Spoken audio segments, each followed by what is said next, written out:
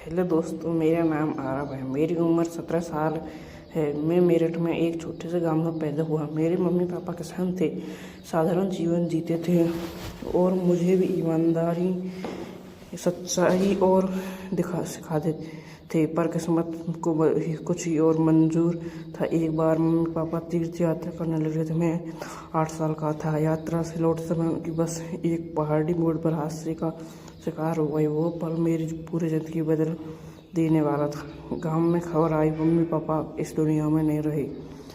मुझे कुछ समझ नहीं आया। मैं बस मौन था। सवाल करता, क्यों, कहा गया वो, पर कोई जवाब नहीं देता। वो वक्त था जब मेरी ज़िंदगी में रिया मौसी आई। बहुत बढ़िया। रिया मौसी मेरी मम्मी की छोटी बहन थी। उम्र सिर्फ 28 साल। उनकी शादी को 5 साल हो चुके थे, पर कोई संतान नहीं हुई थी। जब पूरे मम्मी पापा नहीं रहे तो पूरे परिवार में यही सवाल उठा, अब आरव को कौन पालेगा। मौसी के बिना एक पल सोचे कहा, मैं संभाल लूँगी इसे, ये मेरा बेटा है। गांव वालों ने कहा, तेरा पति क्या मानेगा। मौसी बोली, मौसा जी को मैं समझा लूँगी, इसे छोड़ नहीं सकती। मौसी जी सरकारी नौकरी में थे, तहसील कार्यालय में क्लर्क थे, शहर में रहते थे। कुछ दिन बाद मुझे भी शहर ले जाया गया। नई जगह, नए लोग, नया स्कूल और बस एक जान पहचान का चेहरा, मेरी रिया मौसी।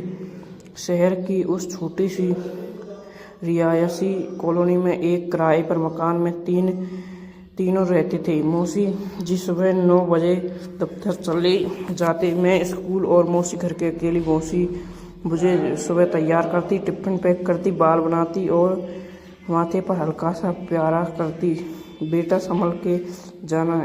इतना सुकून किसी की माँ के आंचल जैसा था।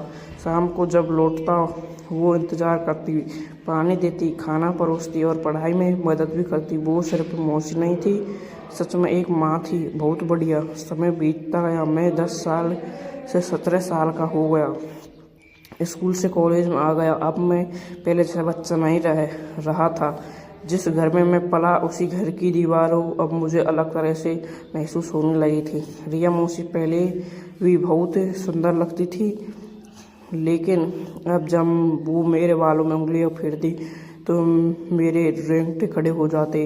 उनका आंचल, उनकी साड़ी की खुशबू, उनके गले लगने का अंदाज, सब मेरे दिल को कुछ और महसूस कराने लगा। मैं घबरा जाता था, क्या सोच रहा हूँ मैं, वो मेरी माँ जैसी है। पर दिल क्यों धड़कता है। कभी कभी रात को नींद नहीं आती। मौसी जब हल्की सी नाराज़ होती तो दिन भर बेचैनी ही रहती, और जब प्यार से मुस्कुरा कर कहती, तू मेरा सबसे प्यारा बेटा है, तो दिल कहता, बस यूं ही हमेशा रहो मेरे पास। मुझे समझ नहीं आता था, ये प्यार है, ममता है, या मेरे मन का कोई भटकता हुआ हिस्सा। एक शाम की बात है। मौसा की किसी मीटिंग में सिलसिले में 2-3 दिन के बाहर गए थे। घर पे सिर्फ मैं और मौसी ये थे। बारिश हो रही थी, बिजली बार बार जा रही थी। मैं कमरे में बैठा पढ़ाई कर रहा था, तभी मौसी चाय लेकर आई। वो हल्के गुलाबी रंग की साड़ी में थी, बाल खुले हुए, गीले गीले से। उनका चेहरा बिजली की चमक में और भी चमक रहा था।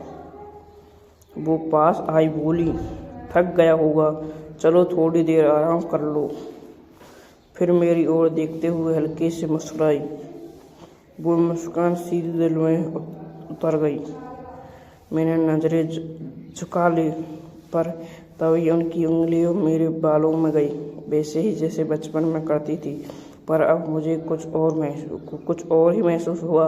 उनका हाथ मेरे गाल तक आया। मैंने उनकी तरफ देखा। उनकी आंखों में ममता थी, लेकिन उसके पीछे कुछ और थी। एक सन्नाट, एक गहराई, एक अकेलापन। हम दोनों कुछ पल ही बिना बोले देखते रहे। वो बोली, तेरे मम्मी पापा नहीं रहे, पर मैं हूँ ना। हमेशा उनका यह वाक्य मेरे सीने में गुजरने लगा। मैंने कहा, आप हैं इसलिए मैं जिंदा हूँ मौसी। और न जाने कब मेरा सिर उनकी गोद में था और उनका हाथ मेरे बालों में। वो क्षण एक माँ बेटे का भी था, और शायद कुछ और भी बहुत बढ़िया। पर भीतर कहीं एक दीवार थी। दीवार भी खड़ी हो जाती है। उस रात के बाद मैं बहुत बेचैन रहने लगा। मौसी की हर बात अब मेरे दिल को छू जाती। उनका पास आना, मेरा हाल पूछना और मेरे बालों को सहलाना, अब सब कुछ सीधा दिल पर असर करता। मैं ये नहीं समझ पा रहा था कि ये प्यार आदत है या कोई भटकता। कभी कभी अपने आप पर शर्म भी आती थी। क्या मैं अपनी मौसी के लिए ऐसा सोच सकता हूँ? क्या मैं गुनाह हूँ? पर दूसरी ओर दिल कहता नहीं, तो मुझे सीने से लगाया, ममता दी और अब शायद अकेलापन भी महसूस करती है। एक दिन मैंने मौसी से पूछ लिया, आपको कभी बच्चा न होने का दुख होता है? वो चुप रही, फिर धीरे से कहा, बहुत होता है, लेकिन तू है न। उनकी आंखें भीग गई। मैंने उनका हाथ थाम लिया। उसने मेरी अंगुलियों को थामा और फिर कोई शब्द नहीं कहे। हमारे बीच वो मौन, वो स्पर्श अब बहुत कुछ कह रहे थे। लेकिन तभी भीतर से एक आवाज़ आई, मौसी माँ जैसी है, ये रिश्ता पाक है, इसे कहीं भटकने मत देना। मैंने अपने कदम पीछे खींच लिए, जहाँ आरब के मन की लड़ाई और रिया की मौसी की चुप्पी एक बड़ी दिशा तय करती है। उस दिन के बाद मेरे खुद को मौसी से थोड़ा दूर रखने की कोशिश की। मैं जानता था कि दिल में जो अभाव आ रहे वो शायद सही नहीं है, कम से कम उस रिश्ते के लिहाज से नहीं जो मुझे उनकी गोद में लिया था। पर मौसी भी बदलने लगी थी। अब वो कुछ कम बोलती, अक्सर खिड़की के पास बैठकर बाहर देखा करती। कभी मेरा चेहरा देखती तो वो मुस्कुराती, पर वो मुस्कान अब थकी हुई सी होती थी। मौसा जी कुछ समझ नहीं पाए, पर मौसी ने शायद मेरे अंदर की उलझन को पढ़ लिया था। एक रात उन्होंने मुझसे कहा, आरव, जब तू बड़ा हो जाएगा न तो शायद इस रिश्ते को और अच्छे से समझ पाएगा। आज जो तेरे दिल में है वो तू खुद नहीं समझ पा रहा, और मैं भी नहीं चाहती कि तू इस उलझन में उलझा रह जाए। मैंने देखा उनकी आंखें भीग रही थी। मैंने पूछा, आप मुझसे नाराज़ हैं मौसी? वो बोली, नाराज़ नहीं, पर मैं डरती हूँ कहीं तेरा दिल मुझसे कुछ ऐसा नहीं मांग ले जो मैं कभी दे नहीं सकती। वो अब आ गया था। मैंने सिर झुका लिया, माफ़ कर दो मौसी, मैं गलत सोच बैठा। वो पास आई, मेरा माथा चूमा और बोली, गलत नहीं बेटा, तू इंसान है और इंसान प्यार करता है, महसूस करता है, पर कुछ रिश्ते की मर्यादा होती है जिनमें सिर्फ ममता की जगह होती है, वही संभाल के रखना। उस दिन पहली बार दिल टूटने जैसा लगा, पर उसी पल में बड़ा भी हो गया। वक्त फिर से अपने ढंग से बहने लगा। मौसी और मैं दोनों समझ चुके थे कि कुछ भावनाएं वक्त के साथ आती हैं और वक्त के साथ सहज ली जानी चाहिए। अब मैं कॉलेज में था, खुद को पढ़ाई में शौक दिया था। रिया मौसी फिर से पहले जैसी हो गई, हंसमुख संभालने वाली, लेकिन अब पहले जैसी नज़रों में एक दीवार थी। एक दिन मौसा जी ने कहा, आरब, अब तुम्हें खुद कमाने और दुनिया को देखना चाहिए। मैं चाहूँगा कि अब तुम किसी अच्छी नौकरी की तैयारी करो। मैंने कहा, हाँ मौसा जी, अब मैं बड़ा हो गया। मौसी भाई खड़ी थी।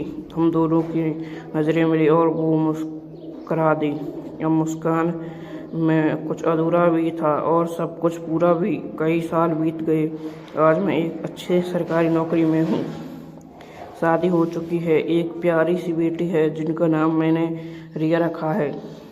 कभी कभी जब मैं उसे गोद में उठाता हूँ तो आंखें नम हो जाती हैं और मन कहता है जिसने माँ बनकर बचपन दिया उसे कभी कोई रिश्ता कम नहीं कर सकता। मैं रिया मौसी से आज भी उतना ही जुड़ा हुआ हूँ, लेकिन अब प्यार उससे सम्मान, ममता और बहुत गहरा रिश्ता, बात जैसा रिश्ता। यह थी एक छोटी सी कहानी। आपको कैसी लगी कमेंट करके बताओ, और हाँ, वीडियो को लाइक नहीं किया तो लाइक ज़रूर करें। साथ में हैं। चैनल को सब्सक्राइब ज़रूर करें। मिलते हैं अगली वीडियो को।